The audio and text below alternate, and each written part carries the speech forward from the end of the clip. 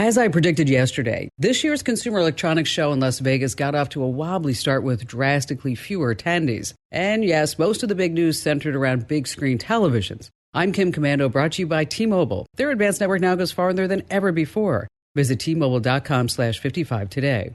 So far, the big star of the show is the world's largest home flat screen, a 97-inch OLED from LG Electronics. If you're buying a new screen, OLEDs have the best picture quality. Exceptionally bright, razor-sharp, vivid colors, deep, true blacks, better than a movie theater, and naturally, they're the most expensive. But if you want the best, this is it. The new screen is part of LG's G2 series with screens as small as 55 inches to the new 97-inch. It's lightweight, only 1/4 of an inch thick, and easy to mount. We don't know the cost, but industry insiders predict that this screen will sell for, brace yourself, about $40,000. If you want the best, you have to pay for it. We're tracking CES at Komando.com.